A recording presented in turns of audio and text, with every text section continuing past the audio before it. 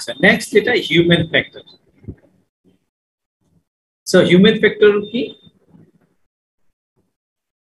মেইনটেন্যান্সের কাজগুলো যেহেতু মানুষই করে, নরমালি অপারেটররাই বিভিন্ন ধরনের মেইনটেন্যান্স পার্সোনাল এই কাজগুলো করে, সে মেকানিক্যাল ব্যাকগ্রাউন্ড হোক, ইলেকট্রিক্যালের হোক, তাদের যে ফিজিক্যাল লিমিটেশন আছে, ঠিক আছে, যে ফর এক্সাম্পল একজন মানুষ কত ওজন সহজে হ্যান্ডেল করতে পারবে, 10 কেজি, 20 কেজি, কত কেজি হইতে পারে?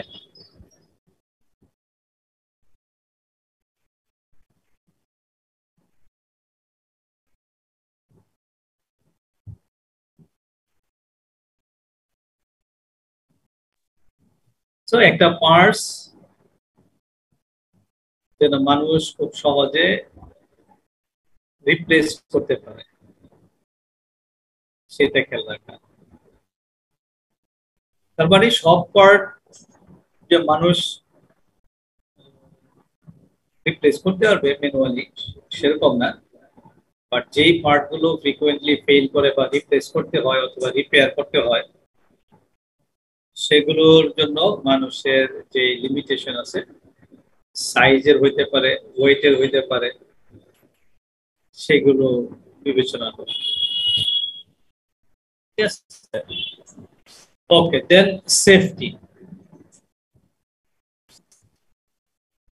সো কত সহজে উইদাউট এনি অ্যাক্সিডেন্ট মানুষ এগুলো করতে পারে। তো এটা এরকম যেন না হয় যে মেইনটেন্যান্স এর কাজ করতে গেলে অ্যাক্সিডেন্ট হওয়ার চান্স থাকে। সেফ এবং সিকিউর যেন হয় সেটা নিশ্চিত করা। ঠিক আছে, সো এটা ডিজাইনের সময় এই পয়েন্ট গুলো এমফাসিস দিতে হবে।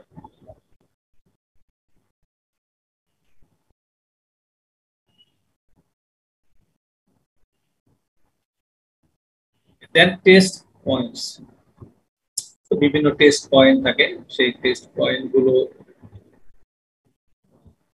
দেখা, স্ট্যান্ডার্ডাইজ করা।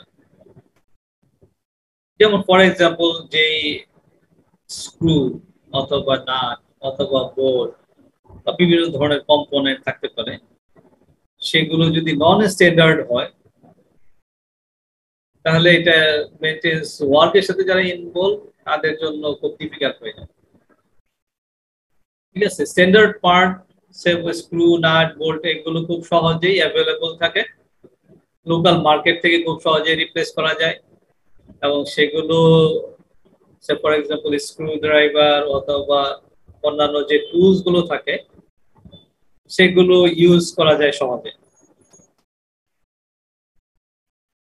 আমরা প্রায়ই দেখি যে বিভিন্ন মোবাইল ফোনের যে স্ক্রু গুলো থাকে একটু কমপ্লেক্স, ঠিক আছে, অনেক ক্ষেত্রেই ডিসকারেজ করা হয়, বাট ওইটা অনেক সময় বেশি টিপিক্যাল কম্পোনেন্ট ইউজ করলে সেটার ফিজিক্যালি নষ্ট হয়ে যাওয়ার ভয় থাকে, সেই পয়েন্ট থেকে ডিজাইন অনেক সময় কমপ্লেক্স করা হয়।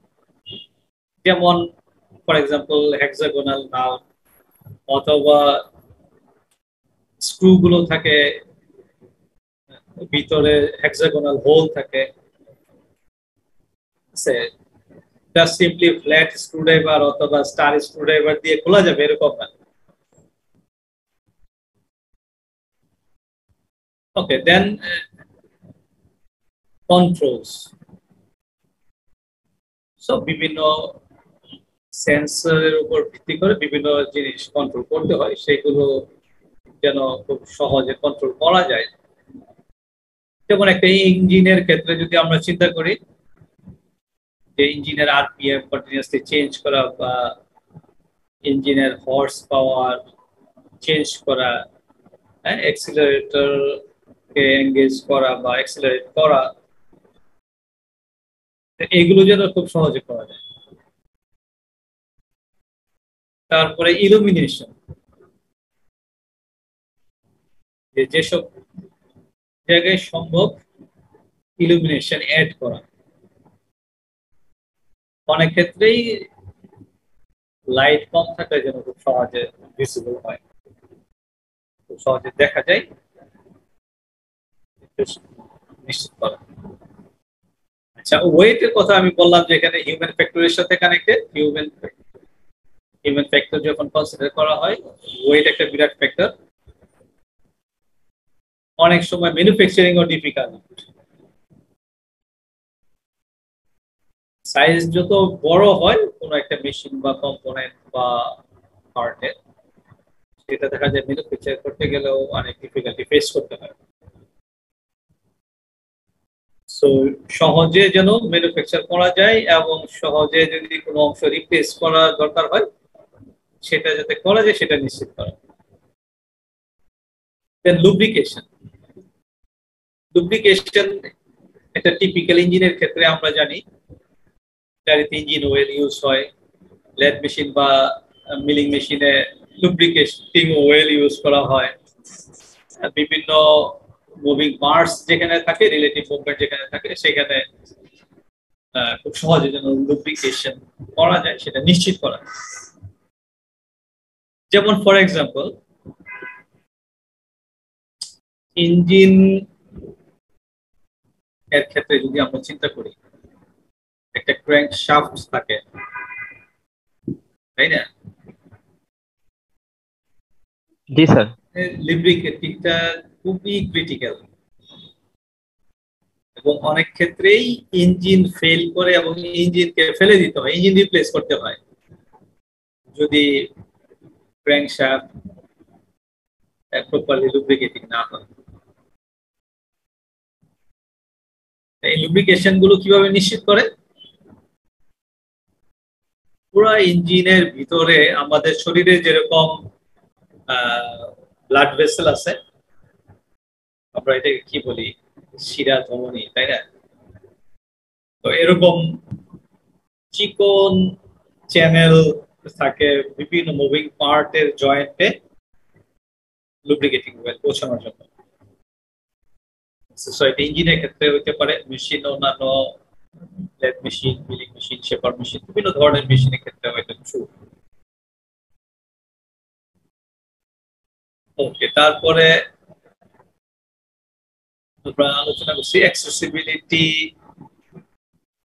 অ্যাক্সেসিবিলিটি বলা হয়, অ্যাক্সেসিবিলিটি মিন্স এখানে কত সহজে পার্ট রিপেয়ার করা যায় বা রিপ্লেস করা যায় বা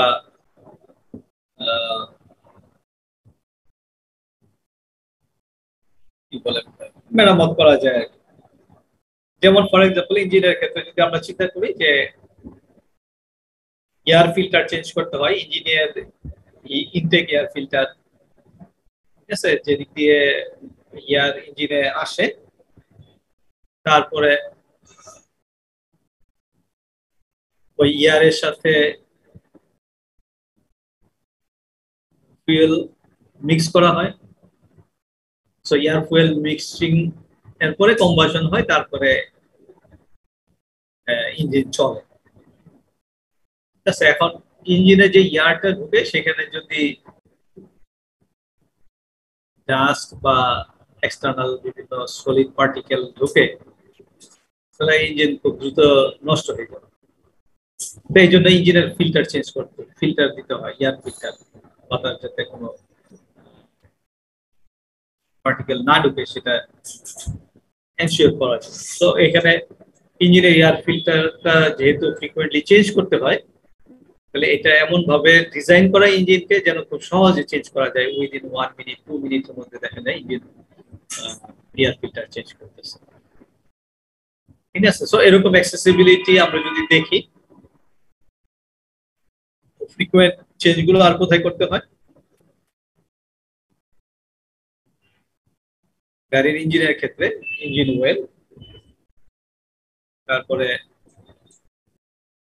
oil filter, oil filter change করতে হয় কিছুদিন পর পর। সো অয়েল ফিল্টারটা মানে এরকম যেন না হয় যে অয়েল ফিল্টার চেঞ্জ করার জন্য আমার পুরো গাড়ির ইঞ্জিন খুলতে হবে, এরকম যেন না, খুব সহজে যেন রিপ্লেস করা যায়।